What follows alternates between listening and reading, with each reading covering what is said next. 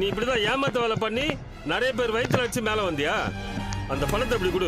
இந்தாம்மா குடி, இது உனக்கு சேர வேண்டிய பணம். ரொம்ப நன்றி சார். இன்னைக்கு நம்ம வீடியோல விஜய் டிவி சிறகடிக்க ஆசை சீரியலோட ப்ரிவியூ தான் பார்க்க போறோம்.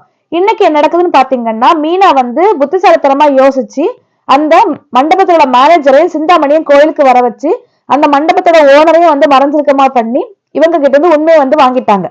வாங்கின உடனே பாத்தீங்கன்னா அந்த ஓனர் போயிட்டு மண்டபத்துல உள்ள மேனேஜரையும் அடிக்கிறாரு. அடிச்சுட்டு மறுபடியும் அடி அடிச்சுட்டு சிந்தாமணி சொல்றது, இது வந்து உனக்கான அடி, ஒரு பொம்பளையாச்சும் பாக்குறேன், நீ இந்த மாதிரி எல்லாருக்கும் வயிற்றுல அடிச்சு முன்னேறிட்டு வந்துட்டு இருக்கிறியா, கஷ்டப்படுறவங்களுக்கு வந்து ஏதாவது தொந்தரவு கொடுத்தாலும் நம்ம நல்லாவே இருக்க மாட்டோம் அப்படின்னு சொல்லிட்டு அந்த பணத்தை வாங்கிட்டு போய் நம்ம மீனா கையில கொடுக்குறாங்க.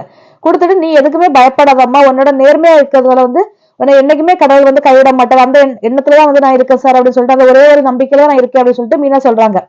இந்த டைம்ல உனக்கு வந்து எல்லா ஆர்டருமே என் மண்டபத்துல உனக்கு தான் தருவேன்னு சொல்லிட்டு சொன்ன உடனே மீனா வந்து ரொம்ப சந்தோஷப்படுறாங்க.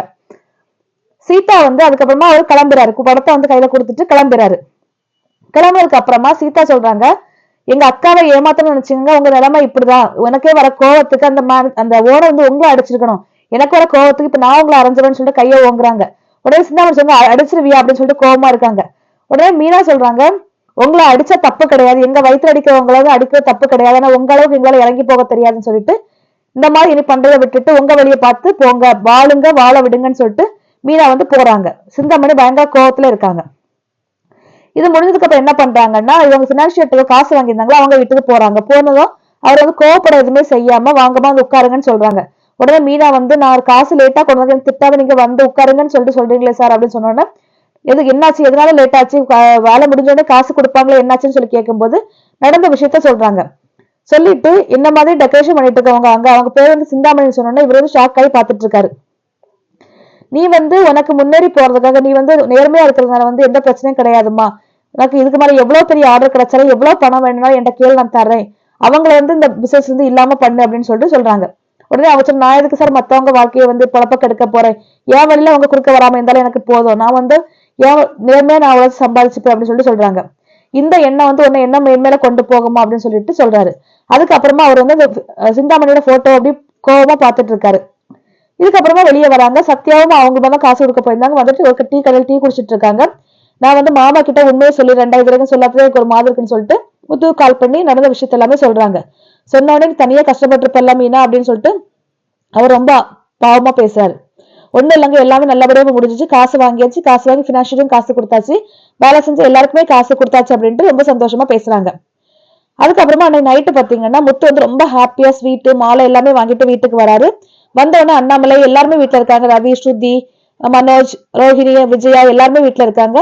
எல்லார்கிட்டையும் சொல்றாரு, நல்லபடியா வந்து சவாரி முடிச்சு வந்தாச்சு, எல்லா கோயிலும் சூப்பரா இருந்துச்சு, அவங்க என்ன ஒழுங்கா பண்ணதுனால வந்து எனக்கு பேசின அமௌண்டோட ஜாஸ்தியா கொடுத்தாங்கப்பா அப்படின்னு சொல்லிட்டு உடனே எல்லாருமே ஹாப்பியா இருக்காங்க. அது வந்து என்ன விட பெரிய சாதனை வந்து மீனா பண்ணிருக்காப்பான்னு சொல்லிட்டு இங்க நடந்த விஷயத்த எல்லாமே சொல்றாங்க. வெளியே உள்ளவங்க மட்டும் கிடையாது, இப்ப வீட்டுல உள்ளவங்களும் மீனாவோட பிசினஸ் கிடைக்கிறதுக்கு பிளான் பண்ணிட்டு இருக்காங்க அப்படின்னு சொல்றாங்க. என்னம்மா சொல்றான் இவன் சொல்லிட்டு எல்லா விஷயத்தையும் சொல்லும் போது, ஏமா என்கிட்ட சொல்லவே இல்லை அப்படின்னு சொல்லி கேட்கும்போது ஸ்ருதி சொல்றாங்க, எனக்கு தெரியும் அங்கிள் அப்படின்னு சொல்லிட்டு சொல்றாங்க, நான் தான் அவங்கள பார்த்து வாய்ஸ் மாத்தி பேசினேன் அப்படின்னு சொல்லிட்டு சொன்னோடனே விஜயா வந்து பயங்கர ஷாக்கிங்ல உட்கார்ந்துட்டு இருக்காங்க. உடனே வந்து இதை கொண்டாடணும்னு சொல்லிட்டு மாலையை போட்டு ஸ்வீட் எல்லாம் கொடுக்குறாரு முத்து. உடனே வந்து நம்ம அண்ணாவை என்ன சொல்லுவாங்க, உனக்கு நல்ல புருஷன் கிடைச்சிருக்காமா, எப்பவுமே பொண்டாட்டிக்கு நல்ல பேர் கிடைச்சுன்னா புருஷனுக்கு பிடிக்காது, ஆனா அவனை உன்னோட வெற்றி அவன் வெற்றி மாதிரி கொண்டாடுறான் பத்தியா, ரொம்ப கொடுத்து வச்சிருக்கா அப்படின்ட்டு சொல்றாங்க. இந்த டைம்ல மனோஜ் சொல்றாரு, இது என்ன பெரிய சாதனையாடா, ஒழுங்கா அக்ரிமெண்ட் படிச்சு பார்க்காம போட்டது, அதாவது எஜுகேஷன் வேணும்னு சொல்றது அப்படின்னு சொல்லிட்டு சொல்றாரு. உடனே முத்து சொல்றா, ஆமாடா கண்டிப்பா படிச்சுடும், ஒன்ன மாதிரி படிச்சுடலாம், அதான் 30 வருஷத்தை ஏமாந்து வந்தால, நீ ஒழுங்கா படிச்சு பார்த்துருக்கலாம் அப்படின்னு சொல்லிட்டு சொன்னோட ரோஹிணி சொல்றாங்க, நீ நமக்கு தேவையில்லாத வேலையில வந்து நீ பேசாத அப்படின்னு சொல்லிட்டு கம்மன் உட்கார்ந்துட்டு இருக்காங்க. ரவியும் ஸ்ருதியை இதை கேட்டு சிரிக்கிறாங்க. உடனே போய் முத்து வந்து அண்ணாமலை சொல்றாரு, அப்பா பரசும் அம்மாவுக்கு காசு கொடுக்கணும் இல்ல, அந்த காசு ரெடி ஆயிடுச்சு, நம்ம கொடுத்துடலாமா அப்படின்னு கேட்கும்போது, நான் எனக்கு 2 நாள் அடுத்த வாரம் கல்யாணம், அப்பா 2 நாளைக்கு நான் வந்து சவாரி எதுவுமே வரமாட்டேன்னு சொல்லிட்டேன். மீனா சொல்றாங்க, நானும் சொல்லிட்டேன் மாமா, பூ கட்டுறதுக்கு வந்து 2 நாளைக்கு நான் வரமாட்டேன்னு சொல்லிட்டேன் அப்படின்ட்டு சொல்றாங்க. உடனே வந்து உங்களாலதான்ப்பா கல்யாணமே நல்லபடியா நடக்குது அப்படின்னு சொல்லிட்டு அண்ணாமலை சொல்றாங்க. விஜயா வந்து கோவமா பார்த்துட்டு அப்படியே இருக்காங்க. இன்னொரு எபிசோட் வந்து இதோட முடியுது. நாளைக்கு எபிசோட்ல என்ன நடக்குதுன்னு சொல்லிட்டு நாளைக்கு பார்க்கலாம்.